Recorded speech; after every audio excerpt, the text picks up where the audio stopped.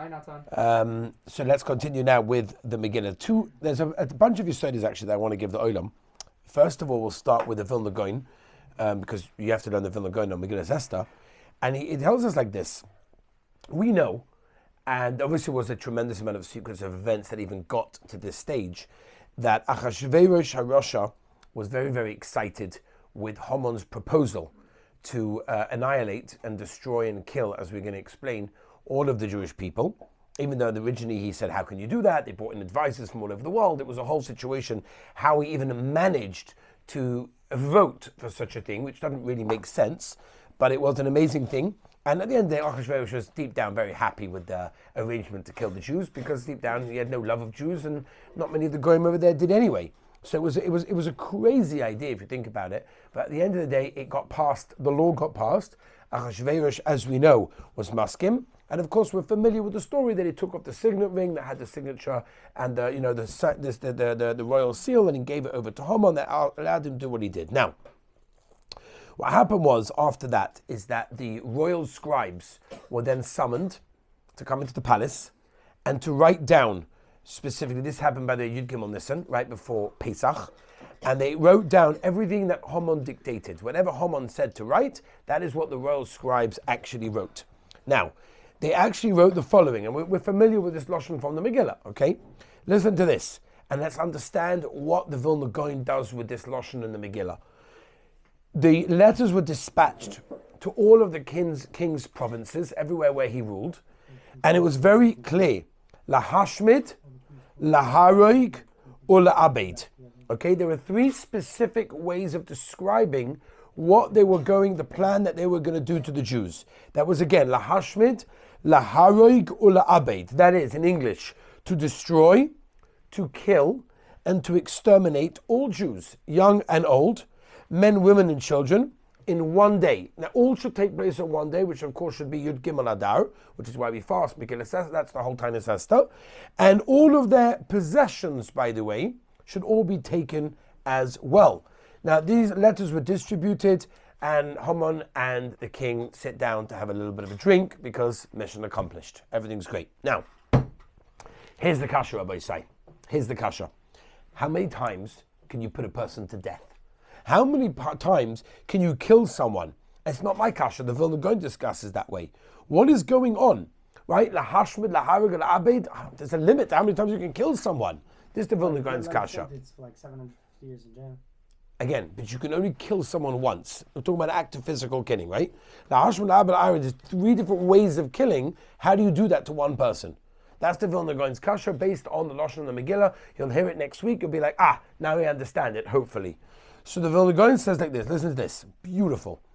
The Vilna Gaon explains, and this is something that if any of you that have ever learned Tanya or any other Sfarim that are slightly Kabbalistic or deep would explain as well.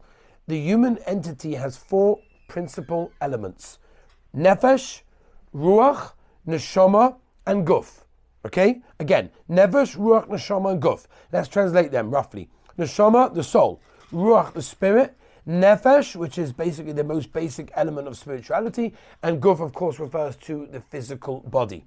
Now, the Nefesh and the body are very closely attached. It's intertwined in the fibers of our body, is our neshama. Again, the Tanya goes to exactly where it is, the left side, the right side, the heart, the brain, whatever, which different neshamas, whatever it may be. But we consider generally the Nefesh and the body to consider to be one element. The human entity has one more element as well, that's called kinyan, that's possessions. Fine. Came along Haman. This is amazing explanation from the Vilna Gaon. Came along Haman, and he wanted to destroy all of these four elements of the Jewish entity, which means, in order to destroy the soul, the neshama, he forbade mitzvahs. No mitzvahs. That's the hashmid, right? Shmad. Any of you are familiar with the Rambam. To destroy the ruach, okay, the spirit of life, he ordered their execution, laharoig.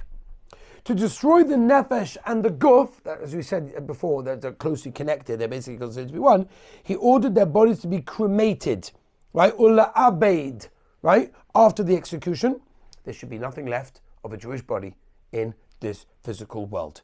And not only that, he wanted all their possessions to be gone also, which is why he instructed everybody to chap and steal everything that they had. So Haman, without even realizing it maybe, Really what he wanted to do was get rid of, destroy, annihilate, and completely get rid of the nefesh, ruach, neshama, and the guf of every single Jewish being in the entire world. Now everybody say, what happened? And we can explain this in a minute when I give you a couple of understanding from the Psukim of the Megillah. Klal Yisrael turned to the Rebbeinu Shalom with tshuva and with tefillah, which we'll get to in a minute. And the Vilna Gaon continues an amazing act. Listen to this. The Rebbeinu Shalom turned the gzeira that Haman wanted to try and accomplish, and v'nahapachu, as everything else in Purim was. It was completely turned to the opposite. What does it mean? Haman schemed to get rid of, annihilate, and get rid of completely, okay, the nefesh, ruach, neshama, the guf of a yid. The neshama, Vilna Gaon says this, the neshama received an additional mitzvah, which was reading of the Megillah. The ruach, which generally is situated around in the heart, was given the mitzvah of simcha on Purim. The body, which includes the guf and the nefesh, was given the mitzvah of mishta, which is eating and drinking, and everything comes together with that.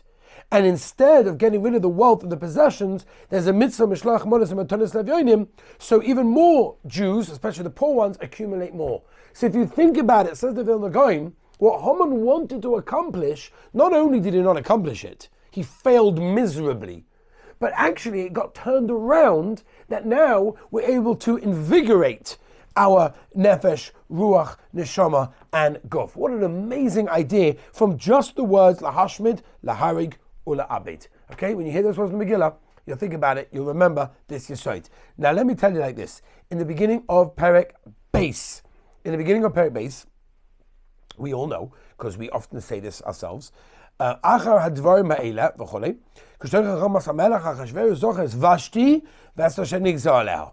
says the Megillah, Achashverosh wakes up one day and he's like, oh my gosh, what did I just do? I killed my wife. I killed Vashti, which again we explained previously, that was his whole connection to Malchus. That was the royal connection that he really didn't have, and she was the connection to the throne.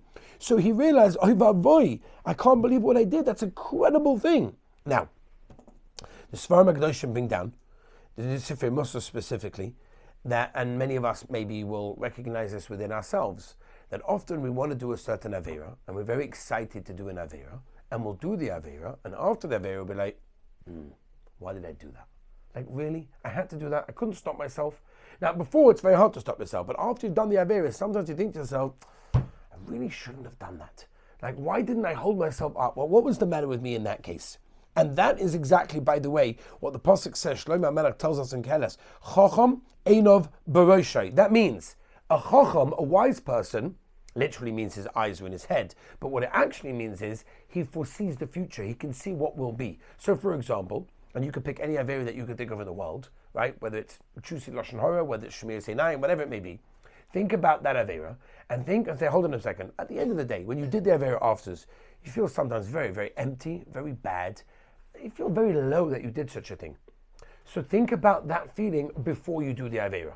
Chacham Einov Barosha. You have people, for example, they know that certain foods affect them, right? Whether it's milkshakes, whether it's whatever it may be. They know that their body can't take certain things, right? People get affected by things. People are lactose intolerant, for example, right? They know that the stomach has been messed up for 2 days if they have some milkshakes, right? But then they can't stop themselves when they have a slice of pizza or lasagna, that they take it and then they're like, oh, why did I do that? The idea we learn is from Achashverosh.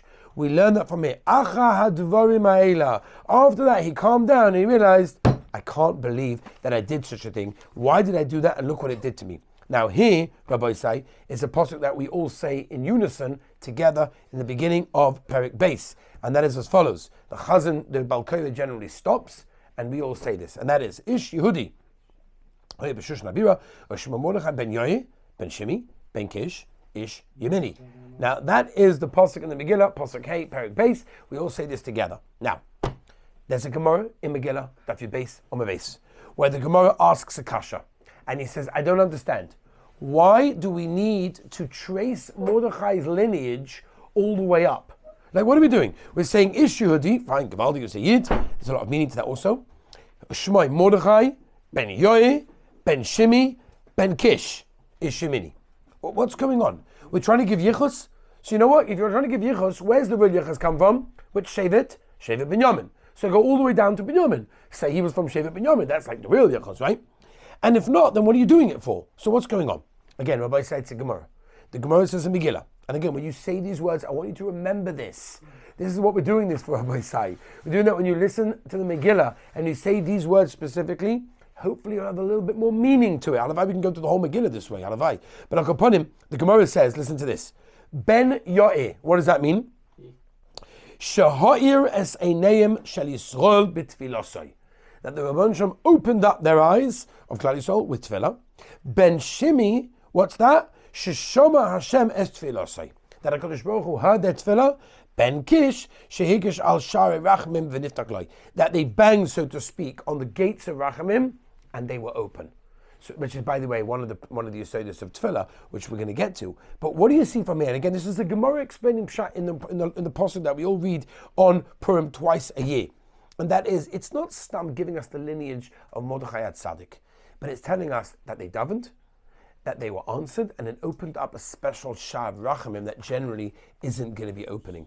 Not only that, if you remember, we spoke about this as well. We spoke about this in one of the first shurim, and this be'etzim is a Yalkut Shmoni, it's a medrash, that when they came to Moshe Rabbeinu, and they said to Moshe Rabbeinu, and they said, Moshe Rabbeinu, you're the one that normally helps Klal Yisrael. Could you help them right now? Because they need your help right now.